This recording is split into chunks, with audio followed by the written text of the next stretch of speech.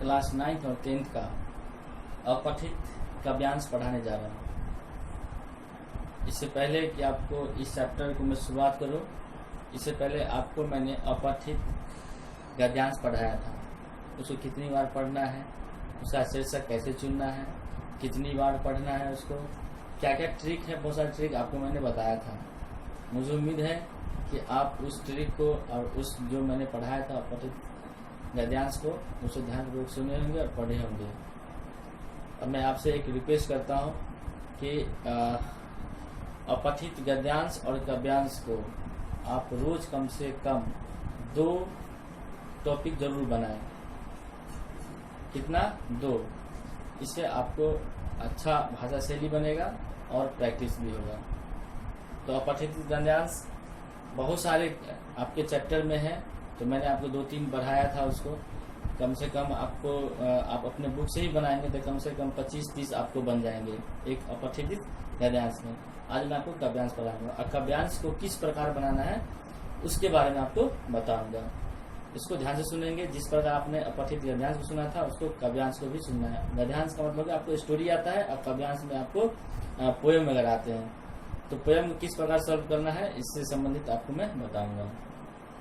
तो सर्वप्रथम आपको यह ध्यान देना होना चाहिए काव्यांश को बनाने से पहले कि अपठित काव्यांश पर आधारित प्रश्नों के मुख्य बल भाव बोध पर होता है। जो भी होता है सांसारिक जीवन से, व्यक्तिगत जीवन से, किसी की प्रेरणा स्रोत से, इसी टाइप का आपको काव्यांश में प्रश्न और क्वेश्चन पूछे जाते हैं।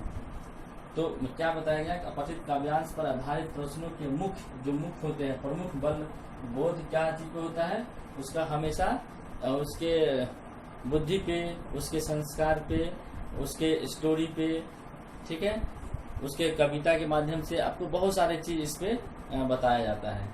हमेशा मुख्य बल उसका जो जैसे सिंहासन हिल उठे, रानी लक्ष्मीबाई के बारे में हो गया, हो सकता है अटल बिहारी वाजपेयी जी के बारे में, अब्दुल कलाम के बारे में, बहुत सारे जो पोएम उन्होंने बनाए हैं, जयशंकर प्रसाद जी जग जागो जीवन प्रभात, चाहे उन्मित पक्षी गगन के, बहुत सारे पोएम से आपको अपठित गद्यांश काव्यांश में पूछे जाते हैं।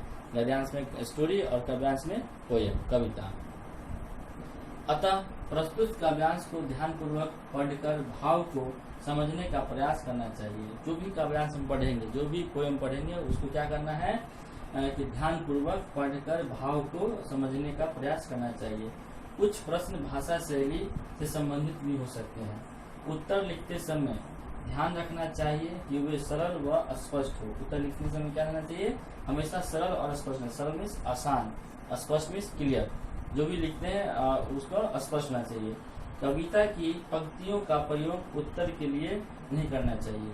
हमेशा यह ध्यान देना चाहिए कि हम जो इसमें गद्यांश में क्या होता है कि आप स्टोरी से कुछ अंश लेके आप आंसर देते हैं उसका। लेकिन काव्यांश में क्या होता है कि बिल्कुल कोशिश करना होता है कि जो पोएम में दिया हुआ है शब्द या सेंटेंस, उसको हमको नहीं लिखना होता है।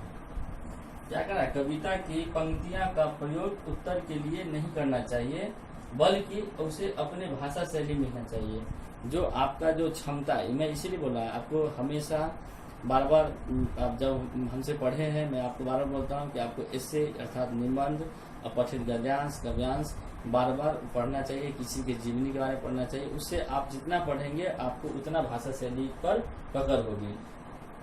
तभी तो आप जितना पोएम पढ़ेंगे उसको अपने भाषा शैली से पढ़ सकेंगे। जैसे आप पेपर ही पढ़ते हैं तो पेपर में संपादकीय आता है, बहुत सारे राइटर सब होते हैं जो भी देश में, जैसे कोरोना वायरस ही है अभी, उससे संबंधित उस में आपको पूरे डिटेल के बारे में बताएगा आपको, तो आपकी भाषा शैली को बताएगा उसमें, ठीक है। तो हमेशा याद रखना है कि हमें निबंध, इससे जिसको बोलते हैं गद्यांश, काव्यांश, स्टोरी, उसको बार बार पढ़ना चाहिए, लिखना चाहिए, जिससे आपको भाषा शैली क्या होगा, पकड़ मजबूत होगा और उससे अपने भाषा शैली में आप उसका आंसर दे पाएंगे। इससे यही बेनिफिट होता है, ठीक है बच्चों। एक और बात बताना चाहूंगा, होमवर्क दे रहा हूं आपको हिंदी ग्रामर में। Do right page number 32। अब ये होमवर्क 32 मैंने दिया है। जिन बच्चों के पास बुक है वो 32 पेज नंबर पे जो आपके पोयम होंगे उसको बना के प्रैक्टिस करना है। जिन बच्चों के पास यह एनसीईआरटी का बुक नहीं है वो किसी प्रकार अपना अवेलेबल करा लें बुक। और फिलहाल अभी नहीं भी हो सकता है तो आप फ्रेंड से व्हाट्सएप करवा सकते हैं, क्योंकि मैं तो सभी बच्चों को नहीं कर पाऊंगा मैं व्हाट्सएप फोटो खींच के उसको।